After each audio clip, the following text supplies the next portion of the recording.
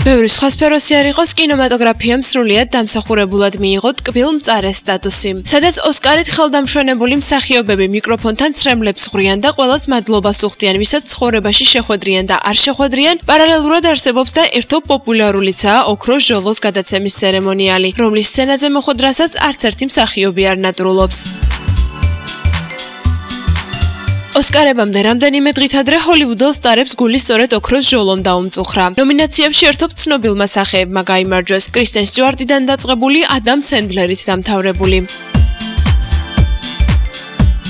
ბინდის საგის უკანასკნელი სერია წლის ყველაზე ცუდ ფილმად დაასახელეს. გარდა ამისა, ყველაზე ცუდი ეკრანული წყვილი სტატუსი სწორედ თინეიჯერების მიერ გაფანატებულ რობ სტენს ერგო. კრისტენ სტიუარტი და რობერტ პატინსონი ამარც თუ საპატიო ჯილდოს მფლობელები გახდნენ. ყველაზე ცუდი მეორე ხარისხოვანი როლისათვის ოქროს ჟოლო ტეილორ ლოტნერმა მიიღო. მოკლედ, ცერემონიალზე ბინდი მიწასთან გაასწორეს. მით უფრო რომ ყველაზე ცუდი რეჟისორის სტატუსი ბილ კონდონს ერგო, საგის მთავარ სულისჩამდგმელს.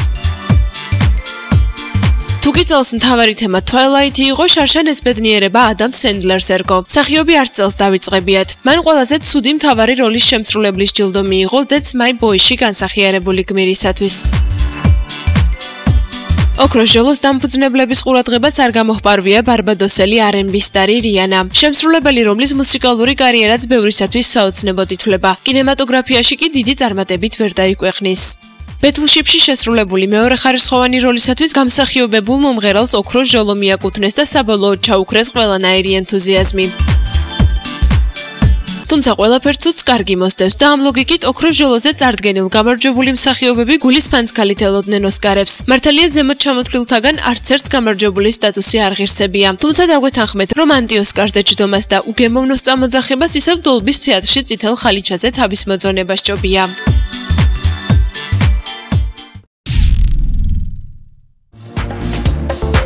შეიძლება ბარაკ ობამა შეერთებული შტატების პირველი შავკანიანი პრეზიდენტია, მაგრამ მის მეუღლეს მიშელს შეუძლია ყველაზე კონტაქტური, მხიარული, ექსპრესიული, მომხიბვლელი პირველი ლედის იმიჯით იამაღოს. ქალბატონი მიშელი არასოდეს ამბობს უარს სხვადასხვა ტელეგადაცემაში სტუმრობაზე და მისი ვიზიტი ყოველთვის შესანიშნავი შოუს გარანტია. ამჯერად პირველმა ლედიმ ჯიმი ფელონის ღამის შოუ დააფასა.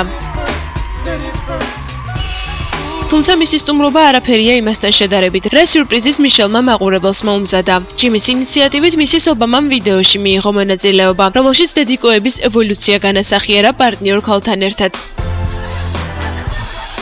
მიშელმა ჯიმისგან ბევრი კომპლიმენტი მიიღო. აი, პირველმა ლედიმ კი შანსი არ გაუშვა ხელიდან და მეუღლე ცოტა არ იყოს და შემოელანძღა. საპრეზიდენტოსი რა გითხრათ, მაგრამ სასაკოვო მონაცემები დიდი ვერაფერი, ბის დავუწერდი, სულ 3 მოძრაობა იცისო. Give him a B. რაც შეეხება კლიპს, ის YouTube-ის ნამდვილი ჰიტი გახდა. აბა წარმოიდგინეთ პირველი ლედი, რომელიც საპრეზიდენტო რეზიდენციაში სოციალური განცხადებების გაკეთების გარდა ცეკვა თამაშს არ ერიდება. მიშელ ობამა ნამდვილად დიდი გამონაკლისი გახლავთ.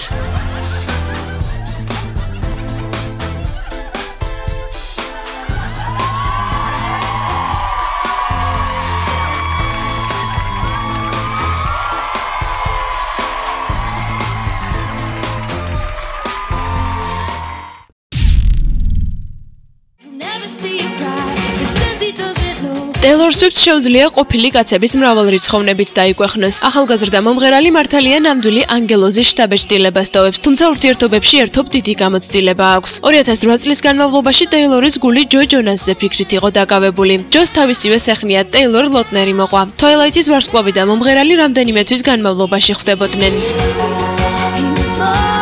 2009 წლიდან 2010-მდე მომღერალი ჯონ მაიერთან ატარებდა დროს, შემდეგ კი ჯეიკ ჯილენჰაალის ჯერი დადგა. მისი ბოლო მეგობარი მამაკაცი კი კონორ კენედი გახლდათ, რომელთან ურთიერთობას კანტრი მომღერალმა 2012 წლის ბოლოსკენ დაუსვა წერტილი.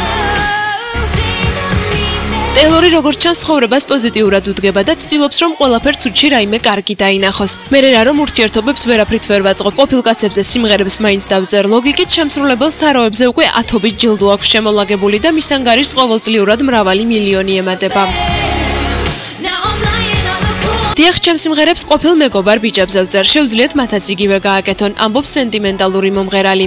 ვარსკვლავის პირველი სინგლი Tim McGraw მის პირველ სიყვარულზე ბრენდონ მორელოზე დარდით იყო გაჯერებული. Teardrops on my guitar კი თურმე იმ ბიჭს მიუძღვნა, რომელიც ტეილორს გარგახანს მოსწონდა, თუმცა მისი ყურადღება ვერადავერ დაიმსახურა. ბიჭს თურმე ერთობ გაჰკვირვებია, როცა გაიგო, რომ ტეილორს მოსწონდა. ის 2 წლის შემდეგ გამოჩნდა ჩემთან სახლში მოვიდა და პაემანზე დამბადიჟა, თუმცა ცოტა დაგვიანებული იყო, ამბობს Swiftie. ჯო ჯონასისგან მიტოვებულმა შემსრულებელმა Forever and Always შექმნა. რაც შეეხება ტეილორ ლოტნერთან დაშორებას. როგორც ამბობენ, Back to December სწორედ ბინდის ვარსკვლავს მიეძღვნა. ჯეიკ ჯილენჰალი აშკარად Swifties ყველაზე დიდი სიყვარული გახლდათ. წინააღმდეგ შემთხვევაში We are never ever getting back together, State of Grace, Oh Too Well, Girl at Home და The Moment I Knew მაინც და მაინც მისთვის არ დაიწერებოდა. ჯონ მაიერს შეუძლია მიძღვნილი 2 ტრეკით, Dear Johnny-თა და I Knew You Were Trouble-ი ამაღოს. ვერ გეტყვით ტეილორის ექს-ბიჭები მაინც და მაინც მუსიკალობით ვერ გამოირჩევიან. თუ მასთან ურთიერთობით არ არიან აღფრთოვანებული, მაგრამ ფაქტია, რომ Swifties მიმართ მიძღვნილი არც ერთი სიმღერა ჩვენ ჯერ არ გვსმენია. ამჟამად მომღერალი ჰარი სტაილს პოპულარული ჯგუფის One Direction-ის 18 წლის წევრს ხდება. მათი ურთიერთობა ბოლო პერიოდია მაინც და მაინც ჰარმონიულობით ვერ დაიგვეხნის. ასე რომ არაა გამორიცხული Swifties მისღვნილ სიმღერათა სიაში კიდევ ერთი ცალი ჩაიწეროს. ამჯერად ჰარი სტაილსის მისამართით.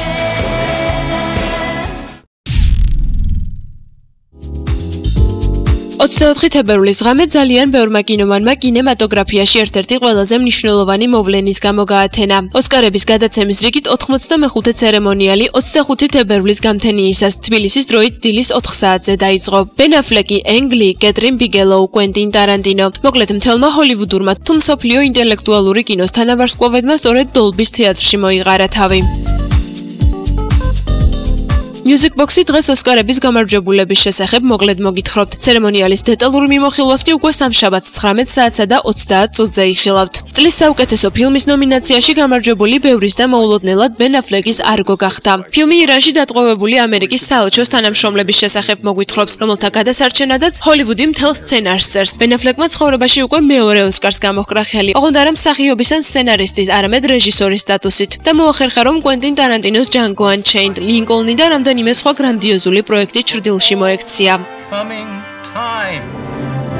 წლის საუკეთესო მსახიობი მამაკაცის სტატუსი Daniel Day-Lewis ერგო ლინკოლნში შესრულებული როლისათვის. იმავე კატეგორიაში გაიმარჯვა Jennifer Lawrence-მაც. ჯილდოს მისაღებად გასული მსახიობი კიბეზე წაიქცა და კიდევ ერთხელ შეერცხვინა თავი. Silver Lining Playbook-ის ვარსკვლავი ხომ რამდენიმე კვირით ადრე კინაღამ კაპის გარეშე დარჩა. მოკლედ ქალბატონს 2013-ში საპატიო ტიტულები, სამაგიეროდ უხარისხოდ შეკენილი კაბები დაებედა. საუკეთესო მეორე ხარისხოვანი როლისათვის დააჯილდოეს კრისტოფ ვალცი ფილმიდან Django Unchained და Anne Hathaway La Miserable-ში განსახიერებული გმირისათვის. წლის რეჟისორის საპატიო სტატუსი კი Ang Lee-ს ხვდა წილად ნამუშევრისათვის Life of Pi. ასე გამოიყურება 2013 წელს გამართული რიგით 95 ოსკარის ცერემონიალის ძირითადი გამარჯვებულების სახელები. ცერემონიალის დეტალურ მიმოხილვას და წითელი ხალიჩის კადრებს ჩვენ უკვე სამშაბათს 26 თებერვალს შემოგთავაზებთ 19 საათსა და 30 წუთზე გადაცემაში Newsbox.